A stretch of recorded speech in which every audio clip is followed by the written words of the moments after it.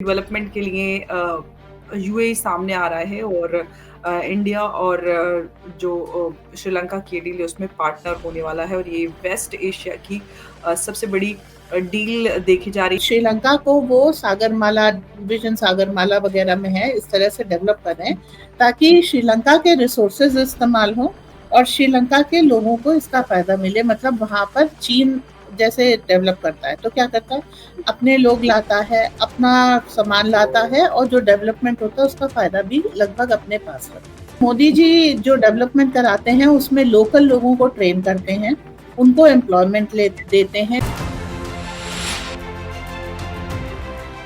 जय हिंद, नमस्कार। मैं अंबर जैदी स्वागत करती हूँ आप सबका एक बार फिर से हमारे आज के कार्यक्रम में। और आज बात करेंगे प्रधानमंत्री मोदी की श्रीलंका विजिट पर। वो गए हुए हैं और वहां पर कई सारे बड़े अपडेट्स उस विजिट से निकल कर आ रहे हैं और उम्मीद ये थी कि श्रीलंका जाएंगे प्रधानमंत्री मोदी तो कई बड़े टाइज वहां पे बायलैटरल टाइज की उम्मीद थी, लेकिन यहाँ तो ट्राइलैटरल टाइज भी नजर आ रहे हैं। ट्राइलैटरल टाइज में ये है कि India UAE Sri Lanka sign trilateral MOU and development of Trincomalee. और इसके बारे में हम बात करेंगे कि इस त्रिकोमली की स्ट्रेटेजिक लोकेशन क्या है, इंपॉर्टेंस क्या है। लेकिन सबसे बड़ी खबर ये है कि UAE is also helping in India Sri Lanka pipeline. और जो इंडिया यूएई और श्रीलंका के बीच में एनर्जी जो डील हो रही है और साथ साथ ये पाइपलाइन बनाने में भी यूएई भारत और श्रीलंका की मदद कर रहा है। और इसमें ये सारी चीज़ें जो अनाउंसमेंट हुई हैं उसमें सबसे बड़ा जो अनाउंसमेंट हुआ है वो यही है कि त्रिकोमली में के डेवलपमेंट के लिए यूएई सामने आ रहा है और इंडिया और जो श्रीलंका की डील है उसमें पार्टनर होने वाला है और ये वेस्ट एशिया की सबसे बड़ी डील देखी जा रही है। और हम बात करेंगे कि त्रिकोमली में आखिर ऐसा क्या है, उसकी क्या स्ट्रेटेजिक लोकेशन है जिसकी वजह से यूएई सामने आए हैं और जो पार्टनर हो रहा है श्रीलंका और भारत के बीच में जो बायलैटरल टाइज था उसके बीच में ये तीसरा पार्टनर आया है और ट्राइलैटरल टाइज डेवलप हो रहे हैं एनर्जी और पाइपलाइन को लेकर। इस पूरे डेवलपमेंट को समझेंगे हमारी मेहमान मंजरी अग्रवाल जी से। मंजरी जी, बहुत बहुत स्वागत है आपका। जय हिंद, नमस्कार। धन्यवाद। जय हिंद, नमस्कार। मंजरी जी, बहुत बड़ा ये डेवलपमेंट है, प्रधानमंत्री मोदी की विजिट से निकल कर आया है और डिफेंस डील की तो उम्मीद कर रहे थे, लेकिन एनर्जी और पाइपलाइन को लेकर जो बड़ी खबर आ रही है और उसमें यही है कि इंडिया यूएई पार्टनर हो रहे हैं श्रीलंका के साथ एनर्जी डील और साथ में पाइपलाइन और त्रिकोमली को डेवलप करने की बात आ रही है। मैं त्रिकोमली की लोकेशन क्या है वो मैं दर्शकों को सामने स्क्रीन पर रखकर दिखा देती हूँ। आप अगर इसको देख पा रहे हैं, ये आप त्रिकोमली है ये लोकेशन। और मंजरी जी, आगे अगर मैप पे देख पा रही हैं तो मैं आपसे सबसे पहले यही जानना चाहूंगी कि आखिर जो इसकी स्ट्रेटेजिक इम्पोर्टेंस है वो क्या है, क्यों त्रिकोमली को डेवलप करने की बात ये हमारे सामने आ रही है कि त्रिकोमली पे ज्यादा ध्यान दिया जाएगा। देखिए, एक तो त्रिकोमली में हार्बर्स बहुत अच्छी तरीके से बनाए जा सकते हैं और काफी मतलब नेचुरल हार्बर एरिया है, फर्स्ट थिंग। सेकेंडली, ये जो एरिया पड़ता है वो मेजर सी रूट्स के सबसे पास में है, तो शिप्स को यहाँ पर लाना, इसको डॉक करना और यहाँ पर उनके लिए एमआरओ वगैरह डेवलप करना, पोर्ट एक्टिविटीज करना, ये ज्यादा कन्वीनियंट हो जाता है। तो जो इसकी स्ट्रेटेजिक इम्पोर्टेंस है वो ये है कि हिंद महासागर की एक हिसाब टिप पे है ये और सी रूट्स यहाँ से गुजरते हैं, फर्स्ट ऑफ ऑल। सेकेंडली, जहाँ अभी हमने कुछ दिन पहले देखा था कि श्रीलंका के एक चर्च में इस्लामी हमला हुआ था, तो जहाँ कहीं भी इस तरह की ग्रिप होती है वहां पर as a strategy Modi UAE का मनी इनवाइट करते हैं ताकि जो डेवलपमेंट आपने किया है उस पर कभी भी कोई टेरर अटैक ना हो पाए। ओके, सो ये चीज वहां पर आ रही है। अब जो श्रीलंका को वो सागरमाला विजन सागरमाला वगैरह में है, इस तरह से डेवलप कर रहे हैं ताकि श्रीलंका के रिसोर्सेज इस्तेमाल हो और श्रीलंका के लोगों को इसका फायदा मिले। मतलब वहां पर चीन जैसे डेवलप करता है तो क्या करता है, अपने लोग लाता है, अपना सामान लाता है और जो डेवलपमेंट होता है उसका फायदा भी लगभग अपने पास रखता है। जबकि मोदी जी जो डेवलपमेंट कराते हैं उसमें लोकल लोगों को ट्रेन करते हैं, उनको एम्प्लॉयमेंट देते हैं, जितना भी ज्यादा से ज्यादा मटेरियल लोकली अवेलेबल है उसको लेते हैं, ताकि जो वहां की जनता है, जो भी विकास हो रहा है उसका फायदा उनको हो। आगे उस पोर्ट के ऑपरेशन के लिए, डेवलपमेंट के लिए, या जिस भी चीज के लिए है, उस चीज के लिए वो लोकल्स को यूज करते हैं, ताकि वहां की इकोनॉमी एक थ्राइविंग इकोनॉमी बन जाए। इसके लिए जो ट्रेनिंग जो चाहिए होता है वो लोकल्स को प्रोवाइड किया जाता है। असिस्टेंस एंड ट्रेनिंग, असिस्टेंस में मॉनिटरी है और भी बहुत सारे असिस्टेंस आ जाते हैं। तो इस तरीके से ये चीज मोदी जी वहां पर श्रीलंका के लोगों के लिए श्रीलंका को डेवलप करने का काम कर रहे हैं। दूसरी चीज जो वो कर रहे हैं, Sampur power plant, solar power plant, उसमें क्या है, और वो 5,000 रूफटॉप सोलर रूफटॉप्स को भी लगा रहे हैं, तो ताकि जो वहां के लोगों के भाई, श्रीलंका में एक चीज हुई थी, जब वहां पर एलटीटी थी, तो जाफना वगैरह का जो एरिया था वहां पर अभी भी लैंड माइन्स मिल जाती हैं ऑफ एंड ऑन। तो बहुत ज्यादा आप उसमें काम नहीं कर सकते, तो जो सोलर रूफटॉप होगा वो उस घर को एनर्जाइज कर सकेगा। तो डेवलपमेंट की तरफ से, और सस्टेनेबल डेवलपमेंट कहते हैं कि इतनी ज्यादा कॉस्टली सोलर प्लेट्स नहीं होती हैं, और छतों पे लगा लीजिए तो कवर भी करती हैं और एनर्जी भी सप्लाई करती हैं। तो इस तरीके से श्रीलंका को डेवलप कर रहे हैं, ताकि वो देश और वहाँ के निवासी वो हों।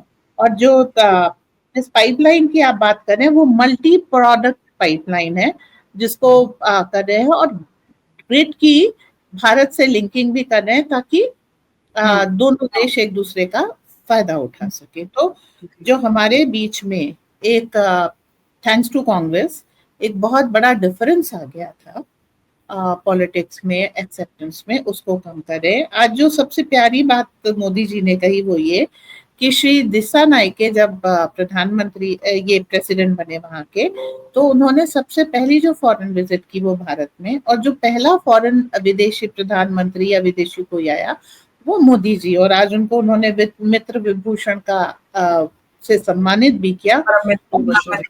हाँ, तो इस चीज को मतलब ये है कि अब हम अपने वो जो पुराने कल्चरल टाइज हैं, जो तीर्थ यात्रा के टाइज हैं, हम उस पे धीरे धीरे जा रहे हैं, ताकि दोनों देश साथ में डेवलप हो सकें। अब इसकी आवश्यकता क्यों पड़ती है? क्योंकि कांग्रेस एरा में श्रीलंका की भूमिका जो प्रयोग हुआ है वो भारत के विरोध में प्रयोग हुआ है।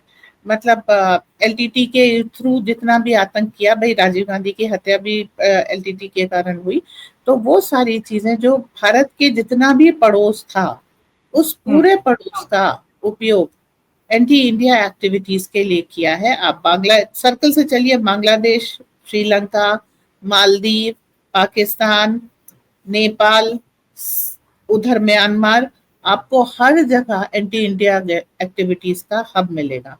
तो यही चीज जो है मोदी जी अब जा जा करके जहां जैसे भी हो रहा है, कहीं अननोन गनमैन की सहायता से और कहीं स्वयं जा करके इस प्रेम की स्थापना कर रहे हैं। जी बिल्कुल आपने सही कहा, लेकिन जो सबसे बड़े इसमें हम अगर पूरे इस ट्राइलेटरल उसकी बात करें, इसमें एनर्जी और सोलर और कई तरह की डिफरेंट एनर्जी पार्टनरशिप नज़र आ रही है, ट्राई पार्टनरशिप नज़र आ रही है बल्कि। उसमें ट्राई पार्टी एग्रीमेंट है, जो भी कहें। ये कितना इम्पोर्टेंट है और इससे क्या बदलाव हम अपने इस रीजन में देख पाएँगे?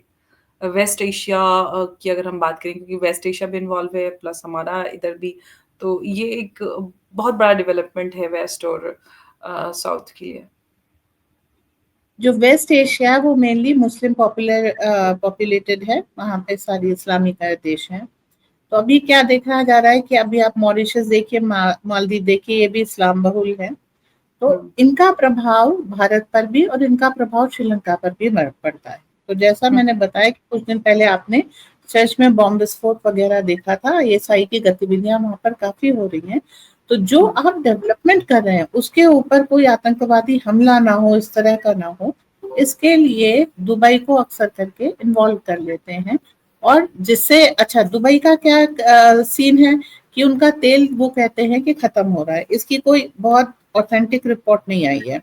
तो वो टूरिज्म में और इन्वेस्ट कर रहे हैं और दूसरे देशों में इन्वेस्ट कर रहे हैं, जिससे उनकी जो एक स्टेटस है, जो उनकी जो आमदनी है वो मेंटेन रह सके फ्यूचर सिक्योर करने के लिए, तो वो अपने आप को डाइवर्सिफाई कर रहे हैं। तो यूएई विदेशों में पैसा इन्वेस्ट करने के लिए शुरू से जाना जाता है, पर तब क्या होता था, तब इन पैसों से मस्जिदें बनती थी, मदरसे बनते थे, और कहीं ना कहीं लोग इस पैसे का फायदा उठा करके अपनी ताकत मजबूत करते थे, आतंकवाद को पोषित करते थे।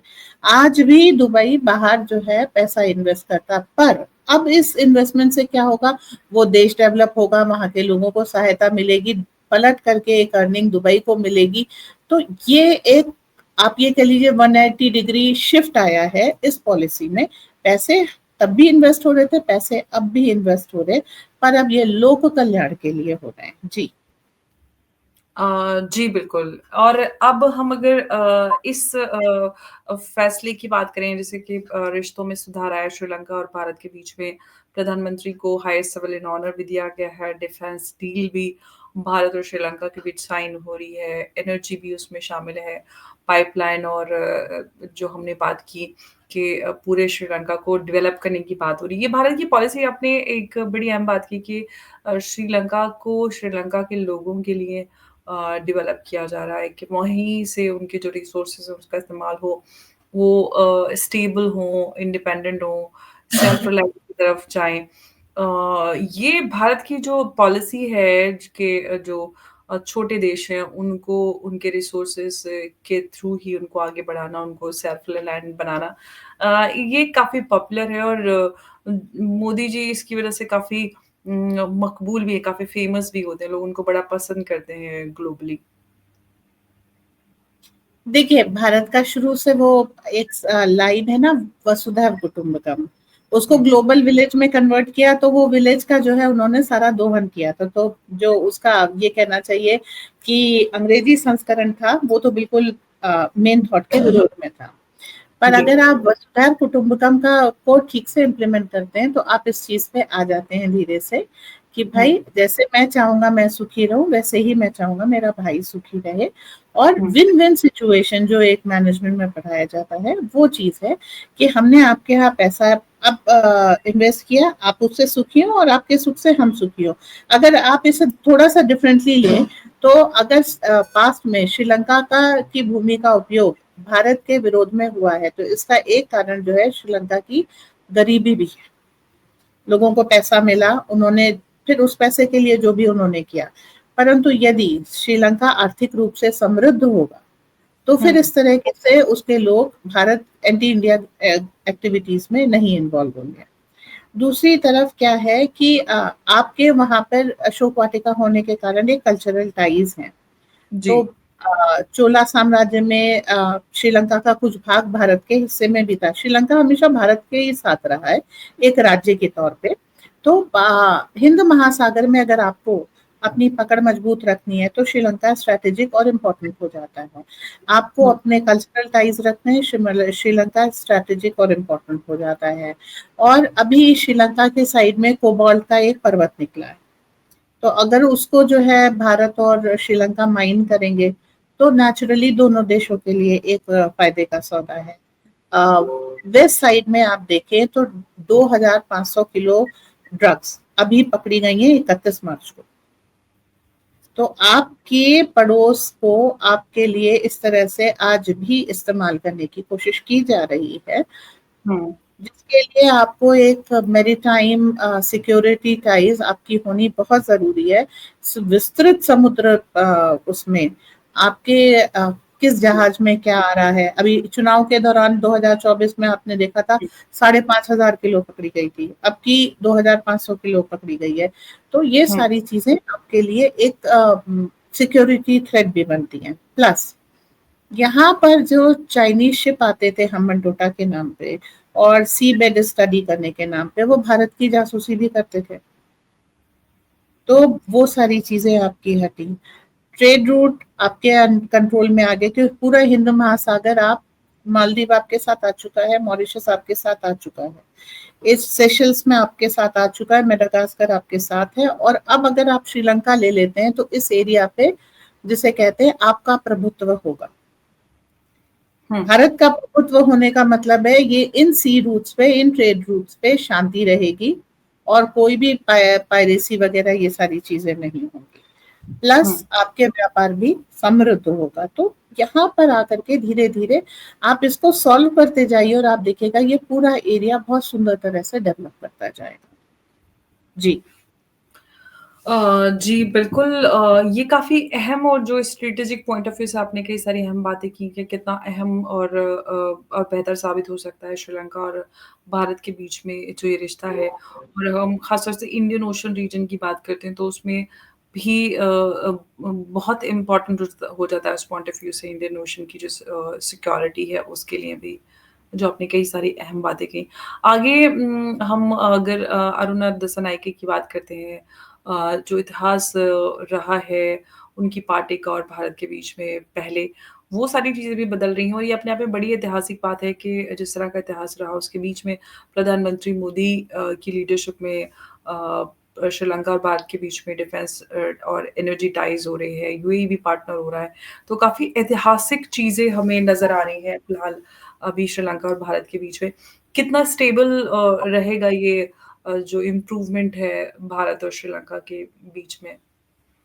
उत्तरोत्तर और हो जाएगा, क्योंकि देखिए तमिलनाडु की राजनीति आपको मैनेज करनी है तो आपको कहीं ना कहीं श्रीलंका मैनेज करना पड़ेगा। कच्चाटीबू एक ऐसा आइलैंड है जिसमें श्रीलंका को इंदिरा गांधी ने दिया और वहां पर अब सबसे बड़ी समस्या क्या है, पहले क्या होता था, डीप सी फिशिंग करने के बाद मछुआरे वहां जाते थे, अपने जाल सुखाते थे, रेस्ट करते थे, उसके बाद फिर वापस मछली पकड़ते हुए भारत वापस आते थे। अब वहां पर एक तरीके से ये कॉन्फ्लिक्ट जोन तैयार हो गया है।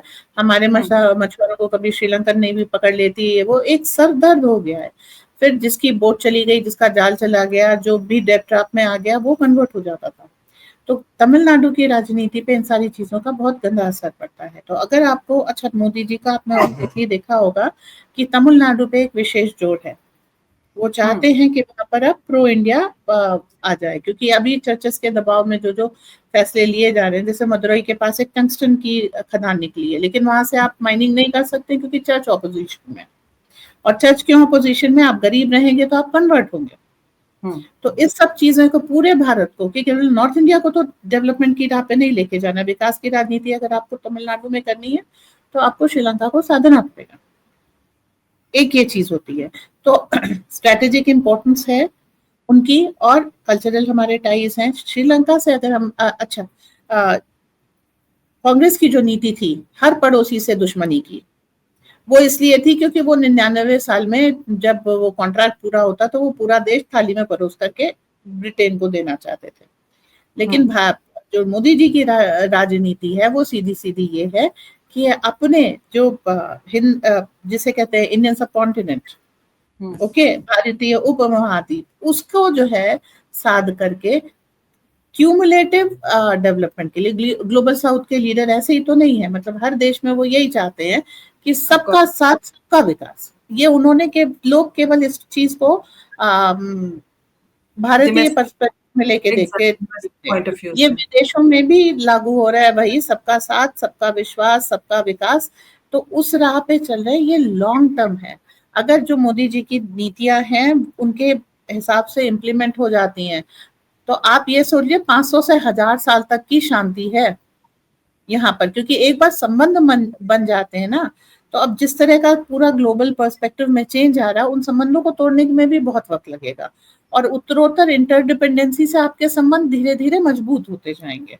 तो वहां पर जो है अच्छा, श्रीलंका का क्या है, छोटा सा आइलैंड है, पॉपुलेशन भी इतनी नहीं है, इकोनॉमिक एक्टिविटी भी इतनी ही नहीं है कि वो इस तरह की नेवी डेवलप कर पाए जिससे वो अपने आप को आउटर थ्रेट से डिफेंड कर सके। अगर उनको सबसे ज्यादा स्ट्रैटेजिक क्या है, उनके यहाँ MRO हो, उनके यहाँ पोर्ट हो, वो स्ट्रैटेजिक पॉइंट है जिससे वो उस पॉइंट से अर्न कर सकते हैं। ठीक है, अब शिप्स के रिपेयर वगैरह करने के लिए, शिप्स को पूरी सप्लाई वगैरह प्रोवाइड करने के लिए आपको भारत से सामान लेने पड़ेंगे, भारत से इंजीनियर्स लेने पड़ेंगे। भारत की डिपेंडेंसी के बिना जो उस एरिया में मांग है उसको श्रीलंका अपने बूते पर पूरा नहीं कर सकता। और प्लस भारत का भरोसा भी एक बहुत बड़ा फैक्टर है। भरोसा है, सब कुछ है, लेकिन अगर आप उसके बाद भी चाहें कि भारत यहाँ पर दखल ना दे तो वो जो उस एरिया की मांग है, जो जितनी सब चीजें उनको पूरा करने के लिए चाहिए, वो उनको देना पॉसिबल नहीं है फिलहाल। ठीक है, फूड इतना उनके पास खाना नहीं है कि आने वाले हर शिप को जो है रिप्लेनिश कर सके। तो वो सारी चीजें आप इंटरडिपेंडेंस से पूरा कर सकते हैं।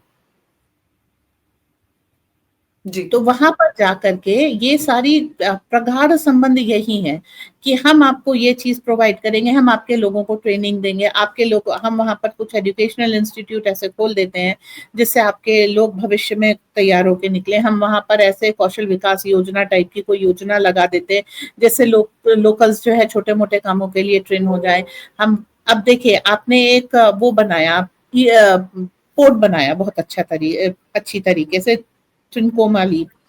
वहां पर जितने भाई टैक्सी वाले हैं वो डेवलप होंगे, होटल्स डेवलप होंगे, रेस्टोरेंट डेवलप होंगे, फिर वहां पर कपड़े वगैरह के लिए कुछ कुछ, तो वो एक पूरा एरिया धीरे धीरे डेवलपमेंट पे जाता है। तो कुछ चीजें लोकल्स ऑटोमेटिकली कर सकते हैं, लेकिन पोर्ट को हैंडलिंग के लिए जो स्पेशल लेबर लगती है, सिक्योरिटी के लिए जो स्पेशल लेबर लगती है, वो सारी चीजें आपको करनी पड़ेंगी कायदे से, वहां पे ट्रेनिंग के थ्रू प्रोवाइड करनी पड़ेंगी। तो दोनों तरह की चीजें, कुछ जो ऑटोमेटिक डेवलपमेंट होता है और कुछ जो इंड्यूस डेवलपमेंट होता है। तो हम जब ऑटोमेटिक और इंड्यूस दोनों डेवलपमेंट वहां पर कराएंगे, प्लस जो उनको सपोर्ट चाहिए वो प्रोवाइड करेंगे, तो ये चीजें बहुत लंबे समय तक चलेंगी। तो आई डोंट सी कि ये 500,000 साल तक ये, और अब दुनिया एक तरह के स्थायित्व की तरफ बढ़ रही है। तो मेरे ख्याल से जो व्यापार है और समुद्र से व्यापार, इसका विकास होगा। जैसे जैसे श्रीलंका समृद्ध होगा वैसे वैसे संबंध और मजबूत होंगे। जी बिल्कुल। और उसमें भागीदारी भारत की रहेगी तो ऑफ कोर्स भारत के भरोसे के साथ, क्योंकि भारत कभी किसी के साथ धोखा नहीं करता, अनलाइक चाइना। और चाइना का भुगतभोगी श्रीलंका है, और उस कर्ज के जाल से और चाइना के जाल से निकालने वाला भारत ही है। तो ऐसे में भारत का भरोसा, और जो भारत ने ग्लोबल साउथ के लिए किया है, वो सारा भारत का जो क्रेडेंशियल्स हैं, वो दोनों ही चीज़ें एक बहुत बड़ा फैक्टर है। और प्लस श्रीलंका को एक एक्सपीरियंस्ड सीनियर पार्टनर की ज़रूरत भी है, जो उसको आगे लीड कर सके। और पूरे हम इंडियन ओशन रीजन की बात करें या इंडियन सब कॉन्टिनेंट की बात करें, भारत उसमें अब लीडर है, और अपने जो भी आस-पास के देश हैं, उनको आगे लाने की कोशिश कर रहा है। क्योंकि अगर हम एक पीसफुल या समृद्ध कॉन्टिनेंट की बात करते हैं, सब कॉन्टिनेंट की, तो उसमें बहुत ज़रूरी हो जाता है कि हमारी जो नेबरहुड है, वो भी फ्लरिश करे, उनको भी आगे हम लाएँ, और पूरा ही कॉन्टिनेंट आगे बढ़ेगा, तभी हम एक बड़ी शक्ति के रूप में आगे आ सकते हैं। ऐसे में अभी मंजरी जी, शेखर गुप्ता का एक आर्टिकल आया है जिसमें उन्होंने ये लिखा है कि जो पाकिस्तान है, जब वो बेहतर कर रहा था तो वो भारत के लिए बेहतर था। अब वो जो अभी बदहाल पाकिस्तान है, वो भारत के लिए ठीक नहीं है। इस तरह के आर्टिकल्स आ रहे हैं। मतलब बड़ी अजीब-सी बात है, मतलब इस तरह के आर्टिकल्स आज भी आ रहे हैं। आपका रिएक्शन चाह रही थी मैं इस पे। शेखर गुप्ता वो पुराने जमाने के वामपंथी पत्रकार हैं, पाकिस्तान के अभ्युदय से प्रसन्न होने वाले और भारत की पतन की पार्टीज देने वाले। तो उठते हुए भाई, पाकिस्तान को डुबोया किसने? हमने कुछ किया क्या? गुप्ता साहब से कोई पूछे, हमने क्या किया? हमने अपनी नोटबंदी की, नहीं, तुम आप तबाह हो गए।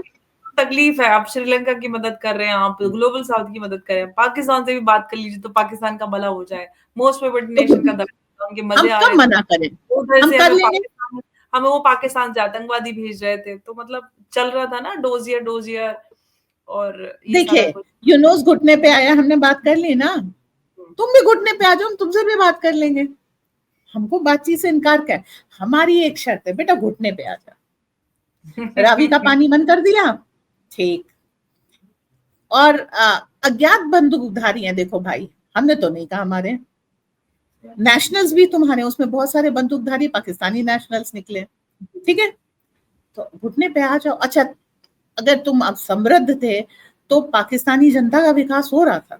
नहीं। बलोचिस्तान का विकास हो रहा था? कहीं कुछ नहीं हो रहा था, केवल आतंकवाद का विकास हो रहा था। और आपको जो पैसे अभी मिल रहे थे वो क्या? भारत में आतंकवाद फैलाने के लिए मिल रहे थे। तो भाई साहब, हमारा आपसे यही कहना है, on your knees please, and then we will help you. तो गुप्ता साहब को अगर इतनी पाकिस्तानियों की चिंता हो रही है तो ये संदेश वाहक बन के चले जाएं। ना मुनीर की कोई हैसियत है, ना शहबाज शरीफ की कोई हैसियत है। ठीक है, वहां पर जो कोई भी इमर्जिंग पावर हो, अच्छा इमरान खान की खत्म कर दिया है। अभी अगर हम चाहें कि पाकिस्तान में बात करें तो भाई किससे बात करें? तीनों एक मंच पे आ नहीं सकते, और तीन अलग अलग मंचों पे बात करके कोई वो मैं तो धारा दिशा निकलेगी नहीं। और तो किसी एक ठीक, की चलेगी किसी एक नहीं। की चलेगी नहीं। तो भाई आप लोग जो है घुटने पे आ जाइए, और जो हमसे लिया था वो हमें वापस कर दीजिए, as a goodwill gesture, है ना, कि आप भविष्य में भी सुधरे रहेंगे। हम बात कर लेंगे पाकिस्तान। जब सारी दुनिया का विकास कर सकते हो, पाकिस्तान के विकास से हमको क्या? आप देखिए अब पापा आगे से गलती नहीं करूंगा। यूनुस ने भी तो यही किया। अब देखिए उसको उठाया बैठाला, केपी शर्मा ओली, वो भी जो है एक कुर्सी छोड़ करके बैठे हुए थे कि हाँ मैं अपनी मर्जी से नहीं आया हूँ, लेकिन भैया आए तो हो। ठीक है, ऐसे आसिम मुनीर आ जाए, सबसे ज्यादा पावर तो इस समय आसिम मुनीर के पास है। तो आ जाए, आज आ जाए, फोन लाइंस खुली हुई है, अभी फोन कर दें। एब्सोल्युटली। तो श्रीलंका और भारत के बीच में जो नई जो ये डील्स साइन हो रही है प्रधानमंत्री मोदी की विजिट के दौरान, कई सारे डेवलपमेंट सामने आए। डिफेंस डील और एनर्जी डील, पाइपलाइन, सोलर, कई सारी बड़ी अहम डील्स सामने आई हैं और इसका इंडियन ओशन रीजन पे, इंडियन ओशन सिक्योरिटी पर, स्टेबिलिटी पर कई सारे बड़े फैक्टर्स हैं जिस पर हमें बड़ा बदलाव देखने के लिए मिलेगा। और भारत लगातार बेहतर कर रहा है छोटे देशों को आगे लाने के लिए। और उसका एग्जांपल हमारे सामने ग्लोबल साउथ है, श्रीलंका है और अब बांग्लादेश भी हो सकता है, since Yunus has gone down on his knees. तो वो बहुत दूर नहीं है कि ऐसे भी वहाँ पर कू की खबरें आ रही हैं, तो कू हो फिर उसके बाद आर्मी शायद इलेक्शंस कराए तो शायद वहाँ पर भी हम कुछ बदलाव देंगे। तो वापस वैसे भी बांग्लादेश को तो हमेशा मदद की ही है, तो Yunus is temporary, Bangladesh is permanent. तो वहाँ पर आगे जो लीडरशिप होगी, बांग्लादेश और भारत के रिश्ते हमेशा से रहे हैं, कंट्रीब्यूशन भारत का बांग्लादेश में जो है इट्स अनडिनाएबल। तो देखते हैं कि आगे क्या कुछ डेवलपमेंट्स होते हैं, हम उस पर आगे बात करेंगे।